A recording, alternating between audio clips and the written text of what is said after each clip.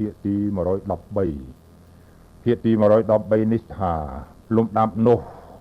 ព្រះអនុរុទ្ធមានថេរដីកានិងពួកភិក្ខុទាំងឡាយថាមនាលអវសោទាំងឡាយណាស់ហើយអ្នកទាំងឡាយកុំសោយសោកកុំខ្សឹកខ្សួលឡើយសេចក្តីនេះព្រះពុទ្ធជាម្ចាស់នៃយើងទ្រង់បានសម្ដែងពីមុនរួចមកហើយថាសេចក្តីព្រាត់ប្រាសវិនាសប្រែប្រួលចាកសត្វនិងសង្ខារដែលជាទីស្រឡាញ់និងជាទីកប់ចិត្តនៃយើងនោះតែងមានជាធម្មតាប្រហែលនោះបុគ្គលក៏បីបាននៅសេចក្តីមិនព្រាត់ប្រាសនោះក្នុងខន្តប្រវត្តិនេះមកពីណាធម្មជាតិណាដែលកើតហើយដែលមានហើយដែលបច្ច័យបានតាក់តែងហើយមានសេចក្តីទ្រុឌទ្រោមជាធម្មតាធម្មជាតិនោះឯងបុគ្គលនឹងពោលខាត់ថាកុំទ្រុឌទ្រោមដូច្នេះកុំទ្រុឌទ្រោមដូច្នោះដោយហេតុណាហេតុនោះមិនមានឡើយមនាលភិក្ខុទាំងឡាយបើអ្នកទាំងឡាយបានយល់ច្បាស់និងប្រតិបត្តិតាមការព្រៀនប្រដៅរបស់ព្រះដ៏មានពភាកអ្នកនឹងឈប់មានកង្វល់បែបនឹងទៀតហើយសូមអ្នកទាំងឡាយរកទីកន្លែងអង្គុយដោយសមគួរចុះយើងនឹងនាំគ្នាចាប់ផ្ដើមចម្រើនភាវនាលើដង្ហើមពេលភិក្ខុសង្ឃអង្គុយក្នុងទីដ៏សមគួរហើយព្រះអនុរុទ្ធនាំភិក្ខុទាំងឡាយចាប់ផ្ដើមអធិដ្ឋាននិងសូត្រធម៌អនិច្ចំអនត្តានិងអដ្ឋង្គិកមៈសភាពស្ងប់ស្ងាត់ក៏កើតមានជាធម្មតាឡើងវិញ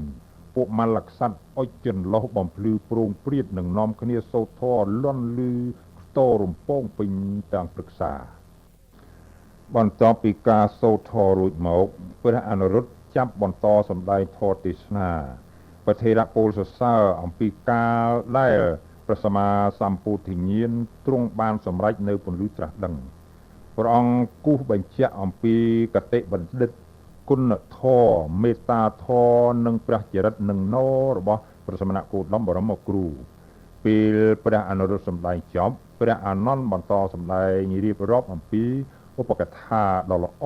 នៃជីវិតរបស់ព្រះមានពភាកព្រះថេរៈភិក្ខុទាំងពីរអង្គផ្លាស់ប្ដូរវេនគ្នាសម្ដែងធម៌ទេសនារហូតទល់ភ្លឺ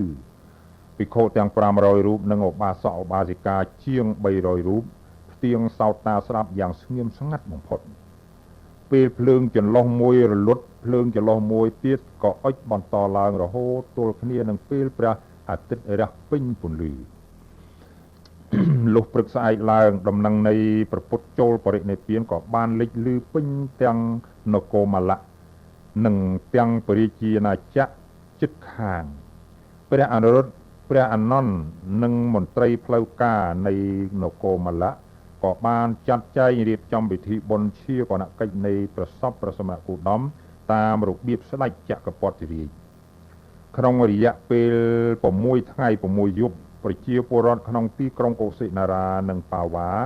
នាំគ្នាកកិតកក្រែងចូលមកធ្វើសក្ការៈគោរពបូជាដល់ព្រះសរីរៈនៃព្រះពុទ្ធដោយគ្រឿងក្រអូបមានទឹកអប់ទៀនធូបការកម្រងនិងរបាំចម្រៀងភ្លេងប្រគំជាដើម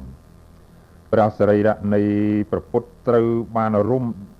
ស្រោបដោយផ្ទាំងកំណាត់កបាសថ្មីជាច្រើនជាន់500គួរយកទៅតម្កល់នៅក្នុងមឈូសមាសមួយដែលដាក់ប្រេងហើយគ្របដោយមឈូសមាសមួយទៀតពីខាងក្រៅថ្ងៃទី7ពួកមលក្សត្រអ្នកក្រុងកុសិនារាមានសេចក្តីត្រេះរិះយ៉ាងនេះថាយើងនឹងហែក្បួនទៅទិសខាងត្បូងហើយថ្វាយប្រភ្លើងព្រះសរីរៈនៃព្រះដ៏មានពភាកនៅអំពីខាងត្បូងទីក្រុងដែរគ្រានោះឯងមលក្សត្រ8អង្គដែលជាប្រធានបានជំរះសីស័កនិងទ្រង់សម្ពុតថ្មីគិតគ្នាថានឹងលើកព្រះសរីរៈនៃព្រះមានពភាកប៉ុន្តែមិនអាចលើករួចឡើយទើបមលក្សត្រពូលសួរនឹងព្រះអនុរុទ្ធថាបពិតព្រះអនុរុទ្ធដ៏ចម្រើនតើមានហេតុដូចម្ដេចមានហេតុដូចម្ដេចមានបច្ច័យដូចម្ដេចបានជាមលក្សត្រទាំង8អង្គលើកព្រះសរីរៈព្រះមានពភាកមិនរួចអញ្ចឹងព្រះអនុរុទ្ធឆ្លើយតបថាបពិតវាសត្វទាំងឡាយបំណងរបស់ទ្រង់ទាំងឡាយគឺមលក្សត្រទាំង8អង្គផ្សេងបំណងរបស់ពួកទេវតាផ្សេងបំណងរបស់ទ្រង់ទាំងឡាយថាយើងរាល់គ្នានឹងហែក្បួនទៅតាមទិសខាងត្បូង ហើយថ្វាយព្រះសិរីរៈនៃព្រះមានពភាកអំពីខាងត្បូងក្រុងចំណែកឯបំណងរបស់ពួកទីបដាថាយើងរាល់គ្នានឹងហែក្បួនទៅតាមទិសខាងជើង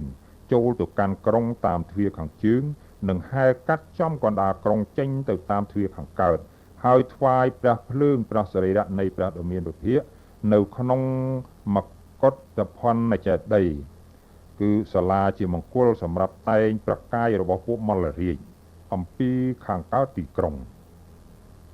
ពួកមលក្សត្របានទូលព្រះអនុរុទ្ធថាបបិទ្ធលោកម្ចាស់ដ៏ចម្រើនបំណងរបស់ពួកទេវតាយ៉ាងណាការថ្វាយប្រភ្លើងព្រះសិរីរៈនៃព្រះមានពភាកក៏សូមសម្រេចយ៉ាងនោះចុះពួកមលក្សត្រអ្នកក្រុងកុសិនារានិងបាវានាំគ្នាហែព្រះសិរីរៈនៃព្រះពុទ្ធចេញទៅទិសខាងជើងចូលតាមទ្វារក្រុងខាងជើងហើយហែតាមផ្លូវកាត់ចំកណ្ដាលរាជធានីចេញទៅតាមទ្វារទិសខាងកើតដើម្បីថ្វាយប្រភ្លើងព្រះសិរីរៈនៃព្រះមានពភាកក្នុងមកុដពន្ធចេតិយឬថាមកុដពន្ធចេតិយដែលជាចេតិយធំជាងគេបង្អស់របស់ពួកមលក្សត្រស្ថិតនៅចំពីខាងកើតទីក្រុងពេលហែដល់មុខមកុដពន្ធចេតិយពួកមលក្សត្រ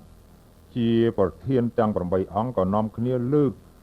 មឈូសព្រះបរមសពយកទៅតម្កល់នៅលើជើងថ្កក្លឹមច័ន្ទក្រស្នា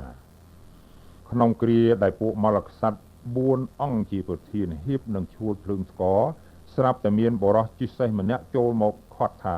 សូមរងចាំបន្តិចសិនសូមរងចាំបន្តិចសិនព្រោះព្រះមហាកាសបៈនិមន្តតាមផ្លូវឆ្ងាយមកពីក្រុងបាវាចូលមកកាន់ក្រុងកុសិនារានេះជាមួយនឹងភិក្ខុប្រមាណ500រូបជិតមកដល់ហើយព្រះមហាកាសបៈរវល់បង្ហាត់បង្រៀនភិក្ខុក្នុងវត្តចម្ប៉ាពធេរៈក៏បានឮដំណឹងថាព្រះពុទ្ធយាងឆ្ពោះទៅកាន់ទិសខាងជើងហើយសង្ស័យថាមកកាន់តំបន់វេសាលីនេះដែរពធេរៈចេញដំណើរស្វែងរកព្រះពុទ្ធក៏ប៉ុន្តែពុំដឹងថាទ្រង់គង់នៅទីកន្លែងណាពិតប្រាកដទេមានភិក្ខុជាច្រើនសុំមកតាមពធេរៈដែរពេលពធេរៈនិមន្តដល់ផន្តក្រាមចំនួនភិក្ខុដែលសុំមកជាមួយកើនដល់500រូបពេលព្រះមហាកាសបនិងភិក្ខុទាំងឡាយទាំងអស់កំពុងជ្រោកក្រោមម្លប់ឈើមួយក្បែរដងផ្លូវក្នុងក្រុងបាវាស្រាប់តែជួបនឹងអ្នកដំណើរម្នាក់គឺអាជីវកកាន់ផ្កាមន្ទារវៈមកអំពីក្រុងកុសិនារាទៅក្រុងបាវាព្រះមហាកាសបបានសួរនឹងអាជីវកនោះថាមនាលអវសោតើអ្នកបានដឹងដំណឹងព្រះសាសនារបស់យើងដែរឬទេអាជីវកនោះឆ្លើយថាអវសោខ្ញុំដឹងដែរណាព្រះសមណគោតមទ្រង់បរិនិព្វានអស់កាល7ថ្ងៃគម្រប់នៅថ្ងៃនេះហើយផ្កាមន្ទារវៈនេះខ្ញុំយកមកអំពីសាលវ័នក្នុងក្រុងកុសិនារាជាទីបរិនិព្វាននៃព្រះគោតមនោះកាលបានឮដំណឹងនេះភ្លាមភិក្ខុណាដែលមិនទាន់ប្រាចារិកៈក៏នាំគ្នាយំសោកបោកខ្លួននិងពោលពាក្យស្រណោះស្រណោកជាច្រើនទំនងភិក្ខុណាដែលប្រាចារិកៈហើយក៏មានសតិសម្បជញ្ញៈអាចសង្កត់វេទនាបានថាសង្ខារទាំងឡាយមិនទៀងព្រោះហេតុនោះបុគ្គលក៏បីបាននៅសេចក្តីទៀងទាត់ក្នុងខន្ធប្រវត្តិនេះមកពីណាក្នុងគ្រានោះមានភិក្ខុបួសចាស់ម្នាក់ឈ្មោះសុផតៈកំពុងអង្គុយក្នុងបរិស័ទនោះបានពោលនឹងពួកភិក្ខុទាំងនោះយ៉ាងដូចនេះថាមនាលអវសោទាំងឡាយណាស់ហើយអ្នកទាំងឡាយកុំសោកសៅកុំយំខ្សឹកខ្សួលឡើយតាមពិតពួកយើងបានរួចខ្លួនស្រឡះហើយតើព្រោះថាមហាសមណគោតមនោះតែងតែពោលពាក្យបៀតបៀនដល់ពួកយើងថាអំពើនេះគួរដល់អ្នកអំពើនេះមិនគួរដល់អ្នកជាដើមប៉ុន្តែឥឡូវនេះពួកយើងចង់ធ្វើនៅអំពើណានឹងធ្វើអំពើនោះបាននឹងមិនចង់ធ្វើនៅអំពើណានឹងមិនធ្វើនៅអំពើនោះបានស្រេចហើយតែនឹងចិត្តរបស់ពួកយើងព្រះមហាកាសបហៅភិក្ខុទាំងឡាយមកថាមនាលអវសោទាំងឡាយពាក្យនេះព្រះដ៏មានពភាកទ្រង់បានសម្ដែងរួចមកហើយថាសេចក្តីប្រត់ប្រាសវិនាសប្រែប្រួលចាកសត្វនិងសង្ខារជាទីស្រឡាញ់ជាទីពេញចិត្តទាំងអស់តែមានជាធម្មតាប្រហែលនោះបុគ្គលក៏បីបាននៅសេចក្តី មិនប្រប្រានុក្នុងខណ្ឌប្រវត្តិនេះមកអំពីណាធម្មជាតិណាដែលកើតហើយមានហើយដែលបច្ច័យតតែងហើយនឹងមានសេចក្តីទ្រុឌទ្រោមទៅជាធម្មតាធម្មជាតិនោះបុគ្គលនឹងពោលផុតថាកុំឲ្យទ្រុឌទ្រោមដូច្នេះដោយហេតុណាហេតុនោះមិនមានឡើយបន្តិចក្រោយមកពាក្យភិក្ខុទាំងឡាយបានជួបនឹងបរិសុទ្ធជាសេះម្នាក់ទៀតហើយបរិសុទ្ធនោះក៏បានធានាថានឹងលុនសេះទៅមុនដើម្បីនឹងយកដំណឹងនេះទៅទូលដល់ព្រះអនុរុទ្ធថាព្រះមហាកាសពនិងភិក្ខុចំនួន500រូបនឹងមកចូលរួមក្នុងពិធីថ្វាយព្រះភ្លើងព្រះសរីរៈនៃព្រះមានព្រះភិក្ខដែរពេលរសៀលព្រះមហាកាសពនិងភិក្ខុទាំង500រូបនិមន្តមកដល់ជើងថ្កនៃព្រះមានព្រះភិក្ខក្នុងមកុដពន្ធនចេតិយលុះចូលដល់ហើយព្រះមហាកាសពក៏ធ្វើចៃវរឈៀងស្មាស្ដាំប្រណំអញ្ជលីធ្វើប្រតិសិនជើងថ្ក3ជុំហើយបើកខាងប្របាទទាក្រាបថ្វាយបង្គំប្របាទទាដោយសេរសាគម្រប់3ដងឯភិក្ខុទាំង500រូបក៏បានប្រព្រឹត្តនៅគិរវកិច្ចនេះដោយព្រះមហាកាសពដែរបន្ទាប់អំពីព្រះមហាកាសពនិងភិក្ខុទាំង500រូបក្រាបថ្វាយបង្គំព្រះបាទព្រះបរមសពរួចហើយពិធីថ្វាយព្រះភ្លើងដល់ព្រះពុទ្ធសិរីរៈក៏ចាប់ផ្ដើមឡើងភិក្ខុនៃឧបាសកឧបាសិកាស្ដេចសពមុខមន្ត្រីនិងភ្ញៀវទាំងអស់ក៏លុតជង្គង់ចុះនិងប្រណំអញ្ជលីសំពះព្រះពុទ្ធសិរីរៈគ្រប់គ្នាព្រះអនុរុទ្ធចាប់វាយកងជាសញ្ញាភិក្ខុសង្ឃក៏ចាប់ផ្ដើមសូត្រធម៌អនិច្ចំអនត្តានិងអភិញ្ញាឡើងសំឡេងព្រះសង្ឃសូត្រធម៌ប្រកបដោយសីហវិសាល